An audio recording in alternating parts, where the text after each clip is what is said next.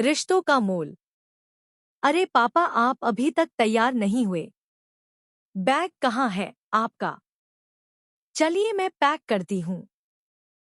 पापा ने एक उदास नजर नीली पर डाली। नीली बेटा, मैं कहीं नहीं जाऊंगा।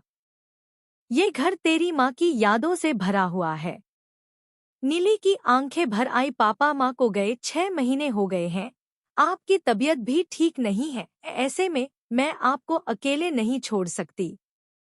आप मेरे घर चल रहे हैं मेरे साथ। बेटा, मैं तेरे घर में कैसे रह सकता हूँ? बेटी के घर का तो लोग पानी तक नहीं पीते हैं। फिर वहाँ तेरे सास ससुर भी हैं। उन्हें मेरा वहाँ रहना कैसे अच्छा लग सकता है?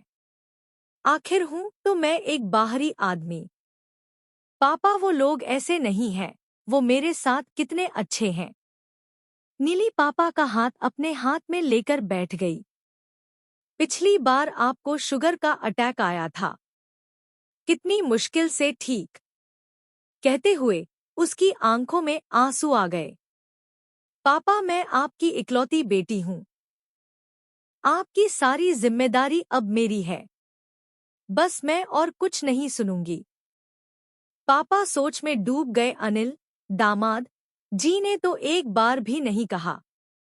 हाँ, ये जरूर कहा था कि पापा हम आते रहेंगे आपसे मिलने।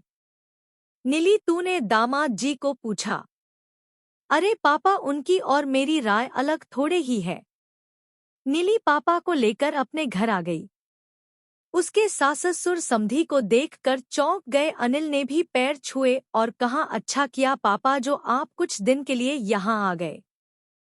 पापा रहने तो लगे पर उन्हें लग रहा था कि शायद दामाद और उनके माता-पिता उनके यहाँ आने से खुश नहीं हैं। एक दिन पापा लॉन में घूम रहे थे कि अचानक उन्हें अनिल की आवाज सुनाई दी। नीली पापा यहाँ पर कब तक रहेंगे? ऐसा क्यों पूछ रहे हैं आप? वहाँ पर उनका है ही कौन और उनकी तबीयत भी ठीक नहीं है। अरे तुम समझ नहीं रही हो, हमें तो अपने घर में ही अजीब सा महसूस होने लगा है। हमें किसे? अच्छा, मम्मी पापा जी ने कहा आपसे। अब तुम जो भी समझो। अरे वहाँ पर उनकी अच्छी व्यवस्था कर सकती हो। पापा और नहीं सुन सके, कांपते हुए कदमों से वापस आ गए। अगले दिन जाने की तैयारी करने लगे। नीली बोली, पापा ऐसे कैसे जाएंगे आप? पापा उसे डांटने लगे। नीली, मेरी फिजूल में चिंता मत करो, अपने पति और सास ससुर का ध्यान रखो। बेटा, मैं अपना ख्याल खुद रख सकता हूँ। नीली बेटा, बहुत दिन हो गए, अब जाना चाहिए। मैं अनिल से बात करती हूँ। अभी आपकी तबीयत ठीक नहीं है। जब आप ठीक हो जाएंगे तो मैं आपको खुद छोड़ आऊंगी। नहीं नीली, देखो मैं तुमसे नाराज हो जाऊंगा। नीली नाश्ता बनाने लगी। सोच रही थी कि पापा को किसी ने कुछ तो कहा है। नाश्ता करने के बाद उसने कहा, आज पापा जा रहे हैं। वह अपने सास ससुर और अनिल का चेहरा देख रही थी कि उनके चेहरे पर चमक आ गई थी। तभी उसने कहा कि मैंने एक फैसला किया है कि पापा इतनी बड़ी कोठी में अकेले कैसे रहेंगे।